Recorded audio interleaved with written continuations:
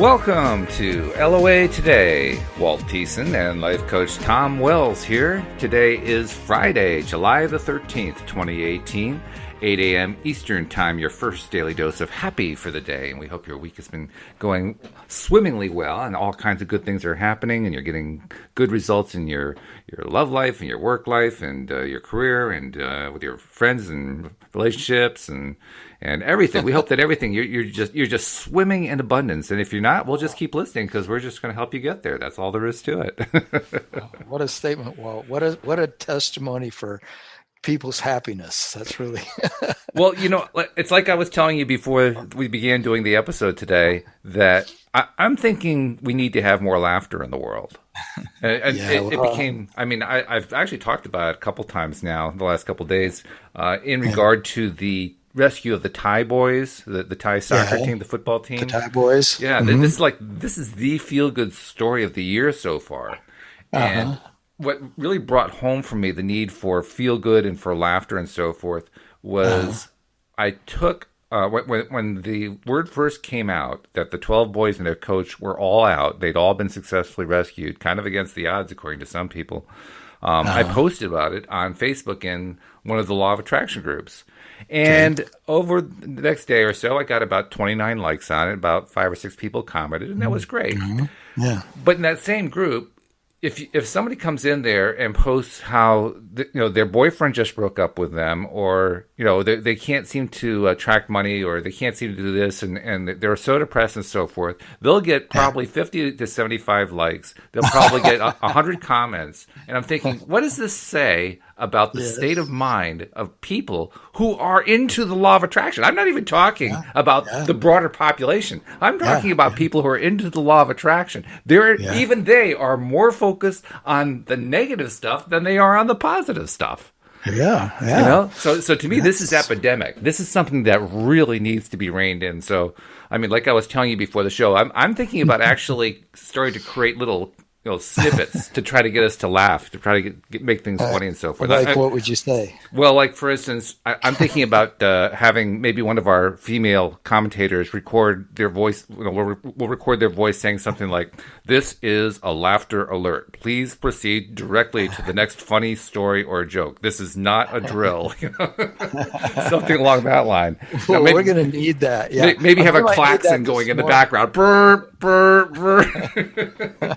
Well, would you do me a favor? If any time during this show I start to lapse into a place of sounding too heavy or too freaked out, just start one of those so that I can. This is a laughter alert. Please proceed to the next funny story or joke. So you just stop me, cold. It's like, God, I hate that on my phone when those. You get those Amber Alerts. The Amber Alerts, right? Yes, exactly. Yeah, which are not funny. Because they're serious stuff, but it takes control of my phone. I know. And it goes nah. And it's like, I go, oh, leave me alone. But I understand somebody got abducted. But half of the time, just their domestic disputes. And the husband took the kids that morning, and he's pissed at the wife. And sometimes it's pretty crazy. I know. Oh, it's very dangerous. Some of them are. Well, I was in one of those families, actually. I was in one of those. Oh, families really? Wow. 15 years. Yeah. So I actually know that it's not actually funny at all. When you're in it, it feels like fight or flight, and it's horrible. So I sympathize with anybody who goes through anything like that. Right, yeah.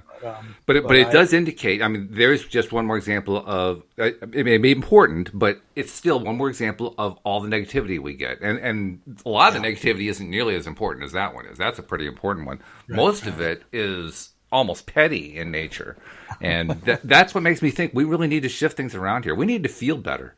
As a society, as a world, we need to feel better. That's all there is to it. So that's so true. We may have to start issuing orders. You will feel better. I wish that would work. Wouldn't that be great, right? But in a way, it is something like that. In a way, you have to say to yourself, look, there's multiple realities to choose, right? Mm-hmm. You could choose the one that feels better. I tell this to my clients and all the time, and to myself. You could tell a better feeling story about this, right? And so usually I'm pretty good at doing that, but then sometimes things just seem so real that I mean, I've experienced that like this morning. How do I get myself out of telling a story that sounds pretty intense, and it doesn't feel fun? And it's like, I've got this big sign up on my cabinet in my kitchen that says nothing serious is going on here. And it's a good sign. That thing saves me so many days because I see it right at the time when I'm starting to get a little serious. And this morning when I got up, I was feeling so serious that I had to look at that and go, I know that's true. I know that's true. But I need a laughter alert to get me out of this, like, hey, Tom, it ain't that heavy. It's true. We do need it. And I'm going to keep trying to think of different ways to introduce more laughter into the show. And I hope you will too. And I'm sure the other co-hosts will as well. Because we need to have laughter. We need to have humor. We need to have levity. It needs to feel better, And we're in control, right? We are in charge of our own happiness. I mean, that's what we teach. That's what we're taught by Abraham. That's what we're taught by the leading gurus in this whole thing. We're in charge of our own happiness. We're the ones who get to decide. Well, maybe it's time. Maybe it's time for us to decide. Hey, this is a good time to feel good. Every moment is another chance. It is. No matter what's happening around us and no matter what's coming. And that's why I picked this topic today because I'm in a relationship and I realize that there's a lot of things being in this relationship that are scaring me. They're making it, I'm getting to where feeling like this is hard. And I don't like that feeling in being in a relationship. So I was looking up what Abraham had to say about it. And they were saying, the thing you want is to feel wonderful feelings. And that's what you want in anything that you're doing. So if it's about your money or if it's about your health or anything, are you able to get to the place where you can feel what you really want to feel? But you know what it is? This is the thing, you were alluding to this. In me, I noticed there's a numbness that lets me tolerate bad feelings. It's like it lets me, and Abraham has talked about this a lot. They said, when if you're used to hitting yourself in the head with a 2x4, this isn't their words. This is just what I came up with. I love this analogy, Tom. This is just such a happy analogy. Well, then, you'll do it over and over again. But no, it's like a cartoon. You got to look at it like a cartoon. Like it's a Wile E. Coyote cartoon. Wile E. Coyote's the medicine in the Native American tradition who he keeps shooting himself in the foot. And the Native Americans love to watch the coyote because he would do funny things. They would do things that the people were just sitting there watching him and going, why do coyote do that? It's like, that's not very smart, Coyote just caused themselves to get, to do something crazy. I don't know what coyotes do, but they are the medicine of laughter in the Native American tribe, because when you see coyote do his stupid things, it reminds you to laugh at yourself for the stupid things that you do, for the ways that you think and the things that you do that really aren't that helpful. And, but they do lead you to the awareness of what you do want to do for yourself. It's funny you mentioned that cartoon because that's the old Roadrunner cartoons, and I always thought I used to watch them, but I didn't like them, but I watched them anyway. It was like this morbid fascination with how many different ways can Wile E. Coyote get clobbered by the Roadrunner. And I mean, the only ones that were really funny where the coyote had set himself up in such a way that the Roadrunner came up and just kind of looked at the camera like, what am I supposed to do? He set himself up. Yeah. I remember those. Yeah, that's true. Well, this is me. Anyway, I'm being just frank and admitting this morning on the air that I am I'm Wile E. Coyote sometimes. Lately I have been, in the sense that I feel like I set up conditions that are painful, for myself. And then I go, okay, I want to not be in this situation. Well, the good news is that you're laughing. I mean, yes, we put out the laughter alert and you're laughing. So it worked. Yeah, that's right. We got the exact result we wanted, right? That's right. That's good news. That is good news. So we always have the option to chill out. And we do. Just back off of our intensity about something. And that's really what it all comes down to, is that it's a moment by moment thing, right? I mean, it's a journey. And if you're not enjoying the journey, you can't get to your happy destination. So you always got to come back around to enjoyment. And I know I'm just preaching right now, but yeah, I think you're true. probably preaching to yourself, to be perfectly honest. Well, that's to be perfectly honest. That's now, right. now, since this is a total reveal here, is it true that right now, as you're doing this podcast, you're looking in a mirror so you can be talking to yourself while you're doing this? No, but that would be a good idea. I could got one nearby. I should get it. Yeah. Yeah, that would be good. That would be really confronting to actually look at myself.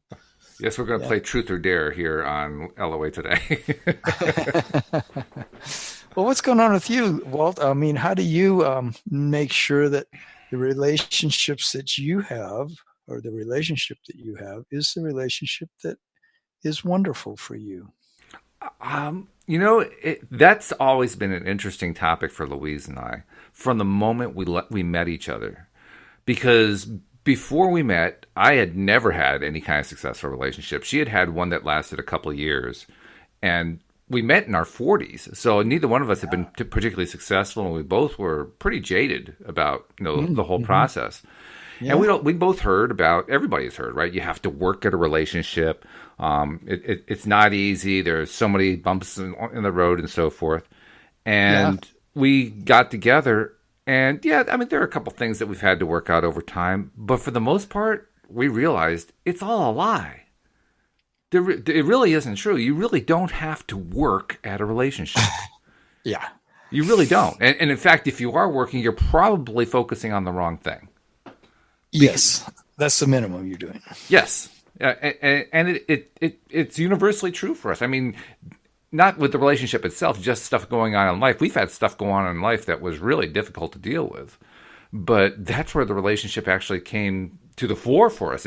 We supported each other. We gave each other encouraging words. We held each other. We just helped each other get through it. It's never been a case for us. I mean, I can think of like one instance. After we'd been married for a couple of years, one instance where Louise kind of got fed up with me and she stormed out of the apartment, and I thought she had left forever. I was devastated. Yeah. And we came back together, and it all worked out pretty quickly. But that's the only one I can think of. I mean, there have been no major difficulties. I mean, well, let's see. Well, I can think of one. Back when I had first discovered the law of attraction from watching The Secret. Actually, I think it was just before that she brought it up. She mentioned something to the effect that I had a very negative orientation, that almost everything that came out of my mouth was negative, and I didn't believe it. Yeah. But it was never a fight. It was never like the struggle between us. It's just, I think it's because both of us came into it just so open and honest that it never turned into a power struggle. But for you, it wasn't even that. I mean, there was no question that she was the right person for you, or that, right? Or there was. I don't know. Oh, there was question right from the beginning. Mm-hmm. I mean, our first date was a disaster. Right, you talked about that. It was an absolute disaster. If I had gone by the first date, we wouldn't be together. I mean, she wouldn't even look at me. She wouldn't even look me in the eye the first date. But that's quite a change from that to what you've got now, right? It is, and I'm glad that I followed the advice of our friend who introduced us to each other. That I give it the 3-date rule, which I'd never heard of before. Because I gave it a chance that way. I think a lot of it has to do with who we are as people and what we bring into it. Because that's true for any relationship, right? What we bring into it is who we are, and what we're bringing in. It's just, we bring the baggage in. It's not like the other person brought in the baggage and now we're carrying their baggage. No, we brought the baggage in. Yeah. And it's not like Louise and I don't have baggage. We've had baggage for sure. But we just don't insist that the other person carry our baggage for us. We don't insist that they do that. I can dig that. That's very smart. That's excellent. And that's what I do too. What are the qualities that you feel that are unconditional about, if you can relate to that, unconditional feelings about your relationship that are the feelings that you would have had to have in any successful relationship? Like if you just think about like if you would have gone on right past Louise and just kept on looking for your ideal relationship, or what are the things that you've realized over the years being with her that indicate that this was a done deal? This was the relationship you were meant to have, because it felt like what? Well, I've never bought into the idea that this was meant to be. Okay. I've never bought into that. I never thought that made any sense to me. I understand where people come from on like it, but destiny. yeah, I just don't buy into it. Well, first of all, the concept of destiny, I've always resisted that concept. And it's one of the things I loved about learning about the law of attraction, because destiny in the law of attraction is whatever you create every single day. So it's not like something that was predestined for you. You make your own destiny with every single breath you take, with every single thought that you make, with every single action you take. So destiny, you got to be kidding me. There's a song in there somewhere. There is a song, and it sounds like a lyric, doesn't it? Yeah. That's Sting. It's Sting. You're right. That's right. It is Sting. Yeah. Jake. I'm not going to sing it. I'd end up getting it. Except that was a sad song. I'll be watching you. Oh my God, I'm so paranoid. Oh yeah. Oh yeah, that's kind of weird. Yeah, it is. Yeah. What was he singing about? Okay. What was he thinking? But anyway, no. I mean, when I think about destiny in a relationship, it's never made sense. So I didn't go into this or any other attempt at a relationship with the idea, was this the one that I was destined for? Because that just seemed plastic to me. It doesn't seem real at all. Whereas for me, a real relationship is where you just truly accept the other person the way they are. But the point I'm getting at, and I understand how that's where your focus goes. My focus goes to, and you can help me out here if you can relate to it, is okay, to the thing of what is it that you, in your heart of hearts, needed or still need in a relationship and want that is being satisfied? What are those qualities? If you were to name the qualities, the essence of what you have in your relationship, what are some of the feelings? What are some of the adjectives that it feels like? It feels like what in your relationship that is so good for you? Well, first of all, from the very beginning, I felt like Louise was my best friend. That's nice. And I think she felt the same way too. And I think we feel like we're best friends because of what I just said a moment ago. We just accept each other as we are. I mean, I could easily have gotten into a mode where I felt like, okay, there's certain characteristics of her that I just don't like, so she's got to change them or else she's just not for me. And she could have done the same thing with me very easily, probably even more easily, to be perfectly honest. But we didn't do that. We decided, we're just going to appreciate that person in all aspects of who they are. We're just going to appreciate who they are. And so it feels like appreciation. Oh, appreciation is huge for us. Okay, awesome. That's the kind of thing I'm trying to get to. It feels what? It feels like well-being to be in that relationship? Oh, yeah. It feels natural. I mean, people want a safety and security feeling in a relationship. There is nothing that is more safe and secure than knowing that the other person accepts you as who you are and that you're doing the same with them. That is just the ultimate feeling of safety and security. I mean, because I just know I can count on her, and she just knows she can count on me. It's just that simple. Awesome. Yeah. It's because like ease. Oh God, yes. Okay. That's what I was trying to convey earlier when I said we just don't struggle against each other. Okay. I mean, occasionally, you know how it is. There's always going to be times where and you don't struggle against yourself in the relationship. Like you felt. Well, sure, we do at times. I mean, everybody does at times. Well, but the thing is, we don't turn it into an ongoing struggle.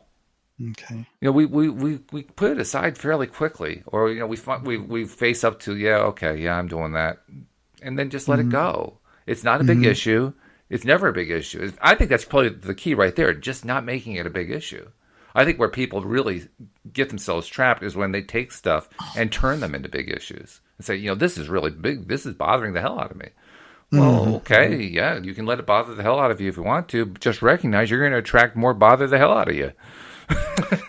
Yeah, for sure. So if you were looking for a relationship, well, this isn't really going anywhere, I guess, but you're finding that the relationship is, I mean, I guess because where I am in a relationship is I'm still trying to accept that the relationship I'm in is really working for me. And because there's a part of me that often feels really, really good in the relationship, and there's a part of me that often feels really threatened in the relationship and doesn't feel so good. And so I'm trying to decide, like, what am I doing? Because Well, try rephrasing that in terms of accepting and non-accepting. Accepting and non-accepting of the relationship. The relationship or pieces of the relationship. I mean, phrase it whatever way you want to. You were saying that I don't remember what words you used exactly, but the gist of it was there's some parts that you like and some parts you don't like. And I'm suggesting rephrase that in terms of some parts I accept and some parts I don't accept. And if you say it that way, I think you'll find it'll make a lot more sense to you. Really? Well, some parts some parts I enjoy and some parts aren't as enjoyable, but it seems like it's always got to be me that's creating that. And I suppose what you're saying is I'm creating that by my either acceptance or non-acceptance. Sure. Is that what you're saying? Yeah. What parts are you having trouble accepting? That'll give you a really big clue about your acceptance level. Yeah. Well, that's for sure. I mean, there's some things that seem, that I just can't accept them. And therefore I'm avoiding them in the relationship. But other things we know how that goes, don't we? Yeah, right. Well, not trying to avoid them, but it's sort of like not engaging them, because I don't want to engage with those parts that seem more threatening. But maybe that's avoiding, So yeah, so that's good to look at that. I mean, if there was parts of Louise that I just couldn't accept, I don't think we would have stayed together. Okay. And if there were parts of me that she just couldn't accept, I don't think we would have stayed together. Yeah. But we're both pretty accepting people in that sense, in the sense of a relationship. We're pretty good. I mean, there are other areas of life where we still are working on our ability to accept and receive, but in that area, we're pretty good. I think we've come. I think we probably demonstrate how to be in an accepting relationship as an example to others pretty well. That's cool. Yeah. I mean, because acceptance is really it, right? I mean, we know that from law of attraction teaching. It's all about acceptance. So, to what degree am I willing to accept her the way she is? And she comments on that fairly frequently. Every once in a while, she'll say, I just love the fact you accept me as I am. And my what my instant reaction is? Well, of course I do. Why would I want to do anything else? Yeah. It's working for you. It does. I mean, you wouldn't do it if it wasn't enjoyable for you, and you didn't feel like this feels like home. This feels like place I want to be. I feel excited here. I feel adoration towards her. I feel, I feel. Well, I feel the full range of emotions with her. There are times when I'm not happy. There are times when I'm frustrated. There are times when things aren't going ideally the way I want them to with her. And the same thing is true with her and the other way around. I mean, everybody has rough edges. It's not like we don't have rough edges. The question is, are we willing to accept the fact that it's a full package, it's a complete package? I'm willing to accept her in the complete package. She's willing to accept me in the complete package. That's what makes it work. Mm-hmm, mm-hmm. Yeah, I can see that. Definitely. I think that I honestly believe that when couples have struggles that go on and the struggles become suffering and the suffering becomes chronic, I'm really convinced that it's because they really haven't gotten through step one, which is accepting that other person the way they are.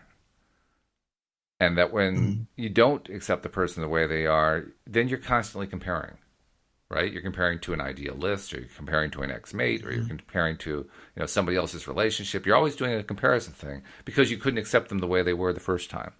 What's the most common characteristic of a codependent woman? She's trying to turn her mate into what she wants the mate to be. Mm-hmm. Well, that's not accepting them. That's actually or a codependent man. Well, either way, yeah, it can work either way. You're right. I don't mean to be, discriminating against one gender. That's not my point. No, I didn't. I know you. Yeah, but I just thought I. You're right. It's right. You're perfectly valid to bring that up. That's fine. That's fine. No, you're right. But the point is, I guess I've just seen a lot of the codependent women. That's why I thought of that. But you're right. It can work either way. The point is, if if you're in a codependent relationship, you're trying to change the other person. You're trying to make them into something that they're not currently at. They're not at that place right now. No, for sure. And when you do that, you're going to lose every time. I have never seen or heard of a relationship where someone successfully turned their partner into somebody else, especially somebody else that they liked. It has a 100% failure rate. Yeah. My thing that I'm up against, I think, is, and I've been saying this for quite a few months in the relationship I'm in, is that part of me feels like I'm trying to put a square peg in a round hole, which is me trying to be in that relationship. And so I feel like I'm trying to make something work for me that I'm getting a lot of signs it's not working. And yet I'm getting a lot of signs that there's a lot that I like there, and a lot that is illuminating to me and uplifting to me, and it's kept me there because I often feel like, oh, this is really good, but then I get away from it and I feel this is not so good, and I get into this, like, well, why am I trying to be in this relationship if I don't like it? If certain things about it I don't like, and so that's why I'm picking now I picked the title of the show today, because I'm wondering how many people out in radio land, podcast land, go through that themselves, of in a relationship or trying to find a relationship where they're feeling that, how do I find the thing that's really right for me? And of course you could say, well, you'll know it when you see it. You'll know it when you're in that relationship, and you won't get into a relationship or stay in a relationship that's not really feeling good to you. You want to feel good inside. And, so that's all I'm talking about is, I guess I'm not even at the phase yet where I'm really, wondering if I'm sabotaging the relationship or not. It's just like wondering, is this even the right relationship to be in? Well, I mean, as you were describing that, and you've described that pretty well before too, so it's familiar. I've heard this one before from you. Okay, yeah, I've heard this from you before, Tom. Yeah, right. Laughter alert! Laughter alert! There we go. But no, it's true. And as you're describing that, even now, I'm thinking about it in the context of what I was saying. So if I were to take what you said, I would say, well, there are some aspects of her that I really like, so I can accept those really well. But there's some other aspects I don't like, so I can't accept those. Okay. And what you're really stating is, for whatever reason, it doesn't matter what the reason is, you are not ready to accept her as a total package. You still want part of her, but you don't want the other part. Yeah, okay. I can relate to that. And that I think is the stumbling block right there. I honestly don't think it does anyone any good to even begin a relationship with the mindset that this person has to match up with everything that I had in mind on my list, and yet still stay in the relationship trying to make it work. If you're going to play the approach that, well, all right, this person I met isn't my ideal. They don't match every single quality I'm looking for. Then you have to be willing to work quickly through a bunch of partners and just keep asking the universe, send me more. You're not quite there. Send me more. You're not quite there. Send me more. Right. You're not quite there. You have to be willing to do that. What you can't do, what does not work, is to say, I want to go for having everything on my list, but I want to do it in this relationship. Yeah.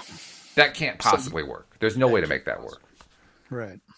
So you really have to decide, do you want to put her aside and say next? Or are you willing to accept the entire package of who she is? There's really not a third option. Yes, doctor, I see that. I hear a lot of skepticism in that reply. No. I do see that. I'm just saying that it's like that's pretty confronting for me, because that's what I'm feeling this morning. When I woke up and I was feeling like I needed to not take things so seriously, it's because I was feeling that this is confronting to me, that I would be in a relationship where I would feel that conflicted. That I would feel that uneasy about what I'm doing, what I'm up to. And I can tell you too, just from my experience with Louise, yes, there are times we both have jagged edges, and there are times we end up touching each other's jagged edge, and we bleed. It does happen. What's cool is that even when that happens, Well, first, there are a couple of things that come out of it. One thing that comes out of it is sometimes we get unexpected results, unexpectedly positive results.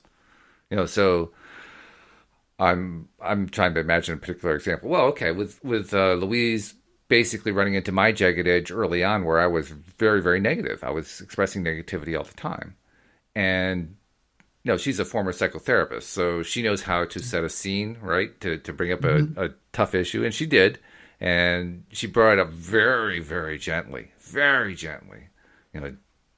so gently that I missed the point. I just didn't. I didn't understand. I had to ask her, "What are you talking about? I don't understand what you're talking about." She had to give me some examples of she was things working you into it, huh? Yeah, she had to, before I could even accept the idea of what she was saying. That I was, everything coming out of my mouth was negative, and that was my way of saying it, not hers. I mean, I had to say to her, "Give me examples. I can't think of any." Now, bear in mind, I was going through my entire day being negative, but I couldn't think of a single example of it. Talk about being disconnected. Yeah, being negative. Yeah, I had no idea that I was I'm not the only one who's disconnected. Yeah, right. Yeah. So she gave me an example, and I said, "Well, okay, there's one, but I mean that's just one example." And then she came up with a second one. Okay, and then she came up with a third one, and you go through enough of those, and you start to say, you know what? There's a pattern here. Yeah, but during that time, I wasn't necessarily I wasn't being mean or anything, but I wasn't reacting nicely. I was feeling kind of insulted, kind of put out, and it could very easily, well, first of all, her training as a therapist, I'm sure, helped her with this, but it could very easily have turned into a fight.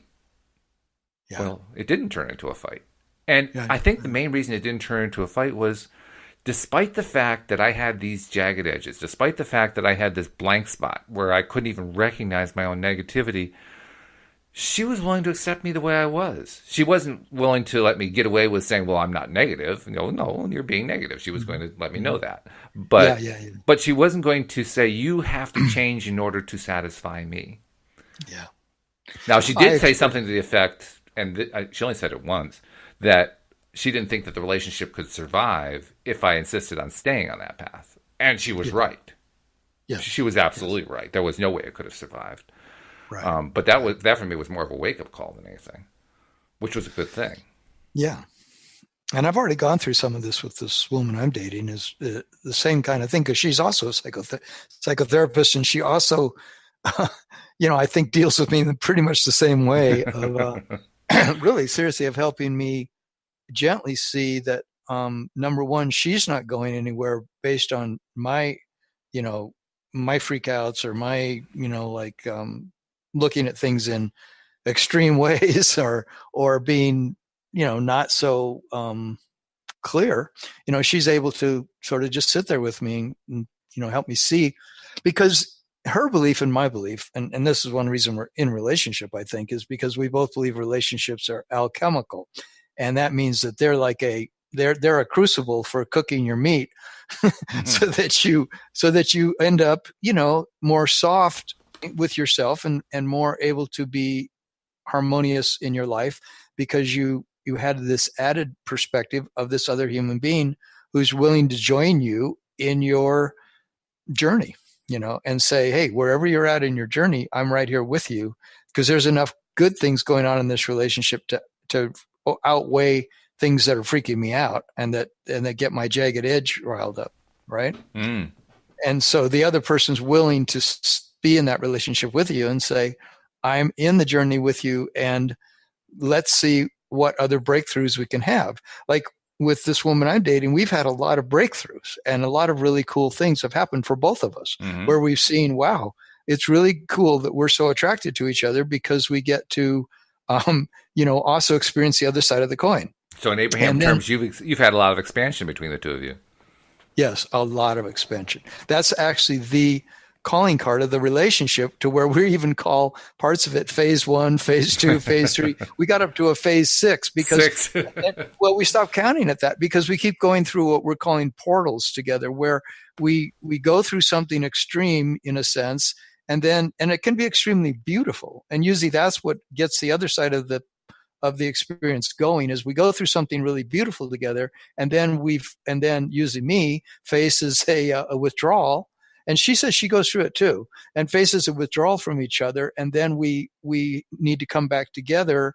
And it isn't like we fought or anything. It's that we both went through a deeper psychological wound that we've been carrying of avoidance, or of anxiety to some degree, that then when we come back together and we discuss it and we are in each other's presence again, all the edges get softened because we're so happy to be with each other.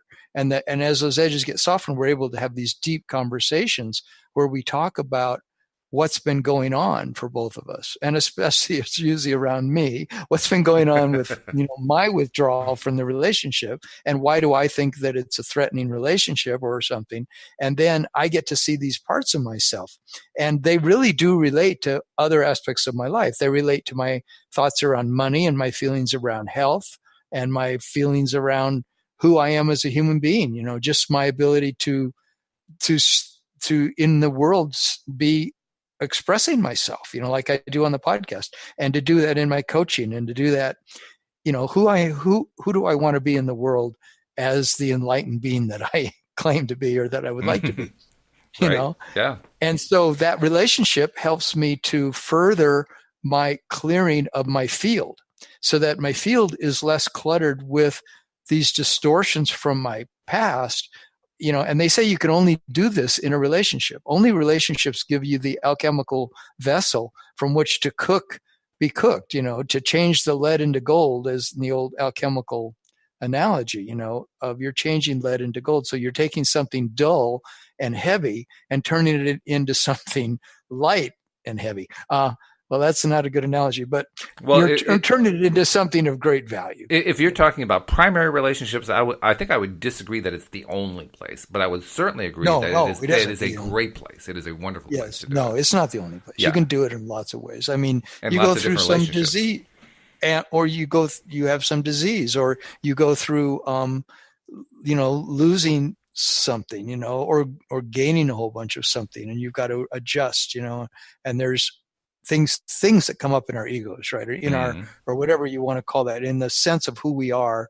And it's the sense of ourself that wants to be a very free person, that wants to be a very happy person, is confronted with where our blocks are, where my blocks are. And then I look at my blocks. I look at these things that are where my resistance is, as Abraham terms, there's my resistance, and look at it and then say, well, what do I want to do about that? I want to release that resistance and find how to flow better and be happier on my journey. I think there's also another factor. And as you're describing that, it occurred to me, it's not necessarily directly related to what you said, but it seems like it's in the same ballpark. And that is the question of what is love.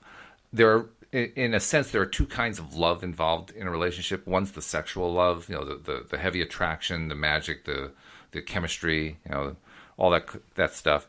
But there's the other kind, which I think is the more important one, which is what I'll call the source energy love. The love of the other person as the other person, just because that's who they are.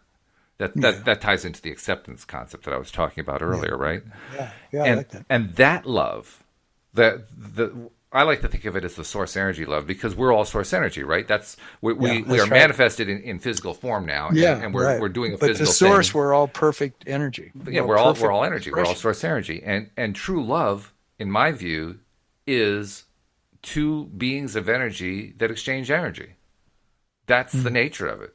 I think it was the Celestine Prophecy, where James Redfield illustrated in his book and in the movie how two individuals can exchange energy, and in the movie you had light energy kind of passing between two people or among three people or whatever. I don't think I saw that movie. Oh, that's kind of a cool concept.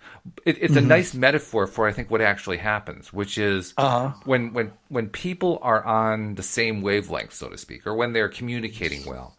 Yes. And when they're truly valuing the other person and appreciating the other person, then that activity is where the energy is exchanged. And when the activity is associated with good feeling, with really positive feeling, then it's a high energy exchange. When it's associated with low feeling, depressed feelings, unhappy feelings, anger, fear, whatever, then it's a low energy exchange. But it's still an energy exchange either way.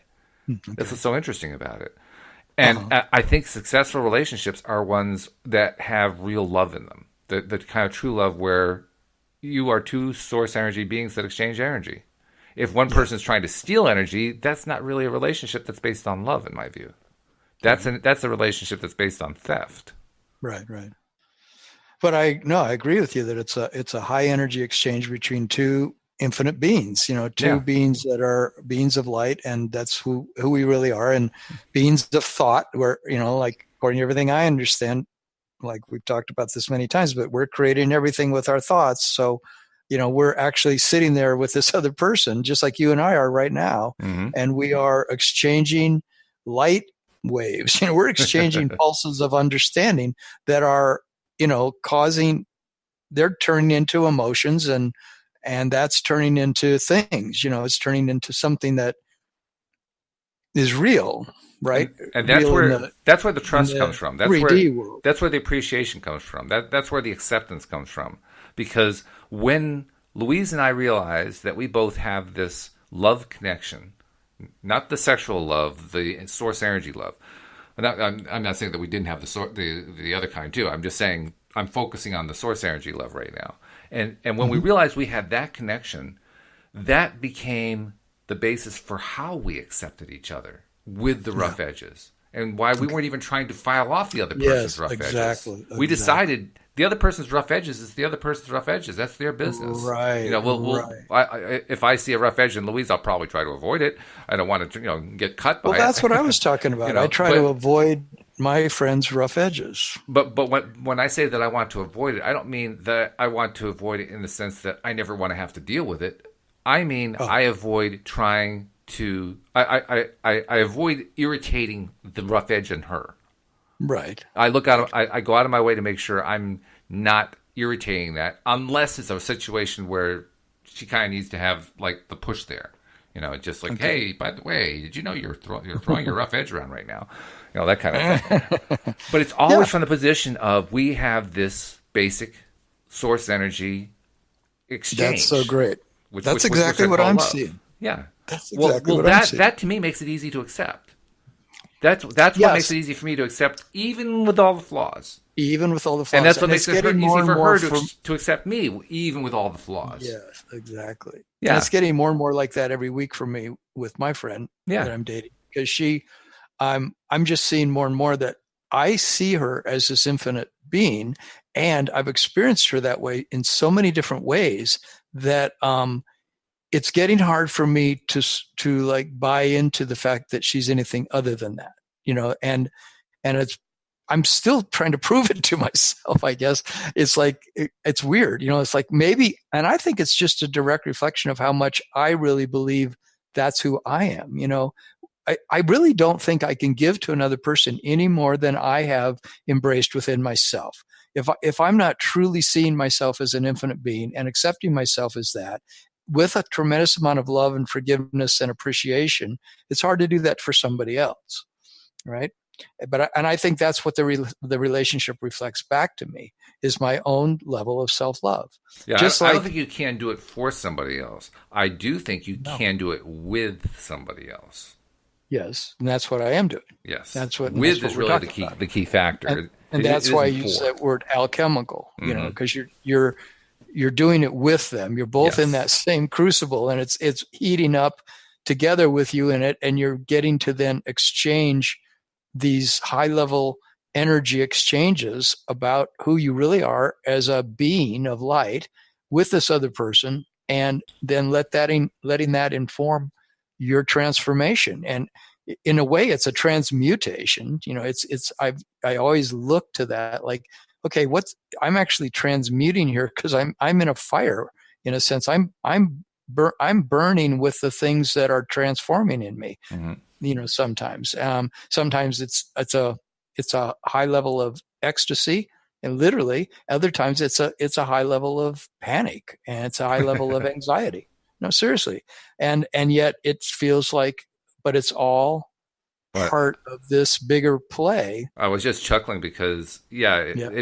there is a panic associated with it. And I'm chuckling because we've all experienced it. Everybody's experienced that at one time or another. I mean, it's so familiar, right? The panic, like, oh God, can I handle this? Do I really want to go there? Do I want to deal with this? Does she want to deal with this? Oh God. Right. And it freaks me out to think that I would panic because I'm supposed to be such a calm guy. But, no, I mean, that must be the theory I have about myself. And people tell me always, oh, you're such a calm guy. But I think inside, there's parts of me that are like not so calm. Well, sometimes you got to just let them out. It's like, scream, hey, I'm getting out of here. Yeah. Okay. Ready? I'm going to do it. All right, here we go. I'm getting out of here. Yay, hooray. Yeah. So did that sound sincere? I don't know. Well, it was a good start. See, it doesn't matter whether it sounds sincere. What matters is it sincere? No, is it real? It doesn't matter how it sounds, because if you do it over and over and again, it'll sound better and better anyway. Mm-hmm. You just got to be willing to believe is it real sincere. If it's true, if it's what you're feeling, then who cares what it sounds like?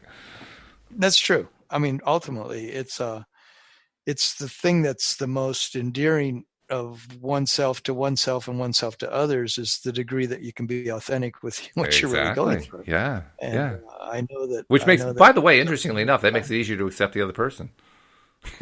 Yes. When you're both accepting, it's because you're both authentic. When you're both authentic, it's because you're both accepting. Right? Yeah, they just go together. They're inseparable. Yeah. And it's a wonderful place to be, because when you do have that with somebody, like I have with Louise, and like what you're developing with your friend, that's almost nirvana in a sense, because you can count on it. It's as sure as anything that there is in your life. That's what I love about my relationship with Louise more than anything else. That's really cool. Yeah, I can just count on it. I just know and I know she feels the same way. We both know that we can just count on the other person. You've been there and back with her. Yeah.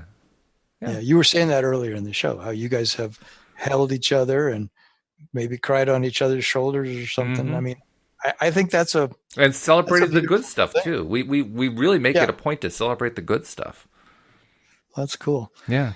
Yeah. All that stuff it's so human, right? I mean, it's mm-hmm. It's like, in a way, I feel like that's what I'm up against in my own self, is accepting my own humanity rather than going for a goal that's just lofty imagination of an ideal. Well, you're right, because it does start inside. It starts with accepting yourself, and truly, that's what we mean when we say love yourself, right?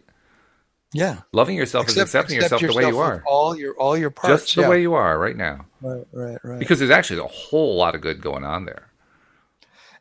And I was experiencing last night, because I got woken up about 2 a.m. with anxiety around this whole thing, or something going on. I didn't know what it was actually, but it kind of turned into anxiety. But I realized that it was really about me choosing my perspective on things, that it's always, I just saw that there's multiple ways to view anything. And some of those ways for me are more challenging, or they take me into a place where I feel anxiety. And other ways, when I go in that direction, I feel self-confidence, and I feel possibility, and I feel excitement, and I feel hope. There's this thing that I learned in one of my coaching trainings from Gay Hendricks, and he said, fear, we've talked about this on our show about fear, that fear is false evidence appearing real, and it's excitement without the breath. That fear is that excitement, but you're not breathing into it, and so you think you're freaked out, but in reality, this other part of you is excited. This other part of you is expanding. You might say that's your infinite self is expanding. And then the part that clings and holds on and is fearful, that we call fearful, is the part that just isn't breathing into the fact that, no, you're okay. You're just not breathing deep enough. And I experienced that last night, when I breathe really deep, and there's this thing called the healing breath that you can do, where you take in a breath for, say, a count of 10, then you hold it for a count of 10, and then you let it out for a count of 10. And it's called the healing breath. Or you could do it to a count of 5 or a count of 7 or a count of more. But it's like I've done that sometimes for as long as 3 hours. I've done that. Like when I couldn't sleep at night one time, and I just started doing the healing breath at like 1 a.m, and I did it till 4 a.m, and I got so high. I got completely stoned. I mean, completely. I was sailing, and I realized it was because breath itself is so liberating when it's the only thing you're focusing on. Right. And that's a terrific level of focus that you had too. I mean, to be able to focus that intently that you were getting high on it. Whoa, that's pretty good focus right there, guy. Yeah, well, it's just I had to, and that's sometimes that's what happens. Like whenever I've done a psychedelic, that's what I've had to do, because there's always part of the experience that is so confronting to me, and it brings out my anxiety to this huge degree that my breath is the only thing that'll get me to feel like I'm not going to die. It's like it feels so challenging. But breath is this amazing thing that'll take us. That's why, like my wife said to me once, that you're not going through a bit of what I went through in childbirth. I was going through some anxiety on it wasn't a psychedelic trip, but it was a plant medicine I had taken in the Amazon with the Ashwar Indians. And so she was telling me, when I was really going through a really tough time, she says, just breathe into it, because, she said, when I gave birth to my 3 kids, it was a lot more intense than what you're going through, but I breathed my way through it.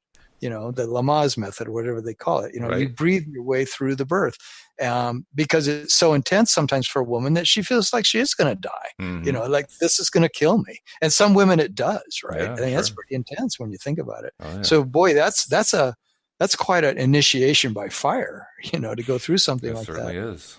Yeah. So I see how much there is these choices about how do I want to focus in any given situation. I still say it comes back to acceptance. Are you willing to accept the other you're person? So good. I mean, that's really what it is. I mean, you're the one who pressed the questions. You want to know what it was. I think it's fantastic. I think it's fantastic that you keep coming back to that, because I'm getting a really strong message that I need to look at that. Yeah. It comes back to acceptance. And I agree. Acceptance really is what makes our relationship work. And I mean, I'm so grateful for it. It's fabulous. It's the best thing. It is really the best thing. I mean, I remember what it was like, but only in my memory. I don't have the feeling of it anymore. When I was before I met Louise, I was living completely in the feeling of being miserable, and of feeling friendless, and like no woman ever wanted me, woman ever would want me, and all this other stuff. And it was just a horrible, horrible place to be. And I also went through with a couple of people a couple of women that I dated. I went through the attachment thing, right? Where, this person just fills me out and so forth. And then the relationship fell apart, and then I would fall apart. I went through that too. And I think that's what taught me the importance of acceptance right there. Mm-hmm. Going through those attachment things where, you become obsessed about a person. You got the strong sexual desire and the thrill of it, and then you're together, and it's like, she just completes all the parts of me that are incomplete and so forth. Mm-hmm. But it's a lie.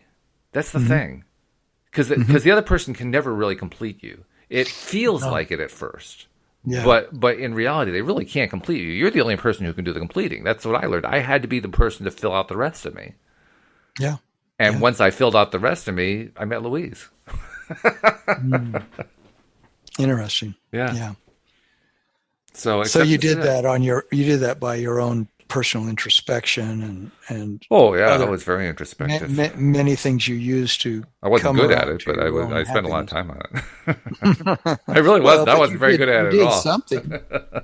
You did something to get to that place where you could allow her in. Well, let's put it this way. I spent a lot of time beating my head against the same wall over and over again. Yeah, that sounds like me with a 2x4. Yeah. But you do that often enough and you say, wait a minute, there's something wrong with this method. This method is not working at all. Exactly. Yeah. Exactly. That's what I was saying last night when I was feeling anxiety. I said, this just doesn't work to approach my life in a way that creates anxiety, where I would create anxiety. But I saw it's just an old story, it's some old story about my woundedness, or about how life has to be hard, or how life has to be a struggle. I don't know what it is, but it's just it's sort of a default place that luckily I don't go there very often, but I think I carry it a bit inside myself. And this relationships gives me a chance to free it from bondage. Well, it's interesting you should mention woundedness. It's a very evocative word, very evocative phrase almost. Oh, definitely. I love that phrase. It's got all this angst in it. It has a lot of angst in it. It has a lot of pain in it. And when I think of that word woundedness, it makes me think of two things. The first thing it makes me think of is it is important to confront where the woundedness comes from. And the second thing it makes me think of is I definitely do not want to live in woundedness. Oh, no. Definitely not. So, I mean, I say it's an interesting word, but I say it from the perspective of it's a word I don't want to spend any more time in anymore. I've spent enough time in woundedness. I spent much too much time in woundedness. Yeah. And I realized that's not a place to live. There is nothing good there for me. I mean, yes, it's great if you confront something, but then you got to leave it behind at some point. But you did probably go through some transformations around it that you had to go through, maybe. Do you think? Well, I think we all do continuously. I don't think there's ever really an end to that. The question in my mind is, do we continue to think of ourselves as wounded? Oh, okay. Is it really valuable to think of ourselves as wounded? Whatever you're vibrating with, you'll get more of. Right, yeah. So clearly from that perspective, it doesn't really pay off very well unless you like woundedness, you know. Right. No, and that's the tricky thing about change. Did I interrupt you? I'm sorry. No, that's fine.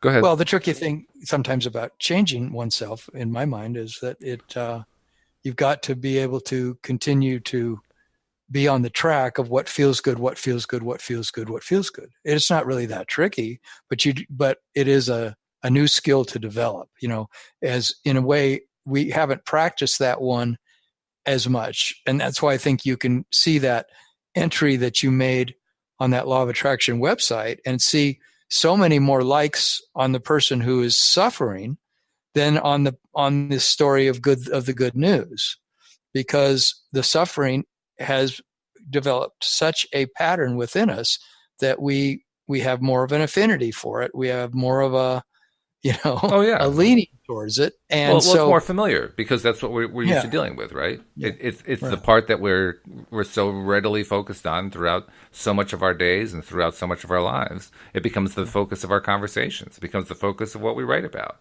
So of course we're focused on, and that's all we can see most of the time. That's what I was noticing with the people who were posting. They see is the pain. All they see is the frustration. All they see is the joylessness, the woundedness. Yeah. At some point, you have to say, I think I've seen enough of that. Right. And the question is, how far can you really get by focusing on woundedness? You know, like I think there's a place of admitting the fact that, oh God, I do feel bad inside. I feel broken. Sure. I feel wounded. Yes. And then the choice is the next moment, in a sense, how shall I go forward from this place? You know, how should I go forward? And there's some, I think there's some methods out there that invite you to stay in the woundedness for a long, long time. And Abraham, for example, invites you to not spend very much time there. That's why I like Joel's story so much about the woman who had been in therapy for 16 years to investigate whether she'd been sexually abused, and came to him, and on the first day he asked her, "So are you done yet?" Mm-hmm. At some point, you got to be done. 16 years of investigating it and probably feeling pretty bad during most of that time. Which is why she was referred to him, because she wasn't making any progress. Yeah, at some point, you got to be done. 16 years of feeling bad. Well, it's not so much sad. The victory is she recognized it. I mean, she had to be a little bit confronted by him saying, "So are you done yet?" But nevertheless. She got there. That's the good news. We could spend a lot of time focusing on, she spent 16 years, but the most important thing is she got there. That's what matters the most. That's what matters. Yeah. Yep. Just get in there again and again and again. And that's a lot what the journey of life. I mean, that's what I'm seeing. It's my whole journey in this relationship, or in relationship to my business or my health, is can I come back to feeling good again and again and again? So even if a symptom crops up where I get earaches from my sinus condition, can I get back to getting beyond the earaches and feeling good again? And I know it's a lot in my control. Well, the good news is you can. So there it is. It's right there. There's our happy note to leave it on. Yeah, that's but right Tom, on. it's been a good discussion, and thanks for bringing it up. And I look forward to talking to you on Monday again after a great weekend. Okay, well, thanks so much. Have a good weekend. Yeah, you too. And we'll see you all next time as well here on LOA Today. Goodbye, everybody.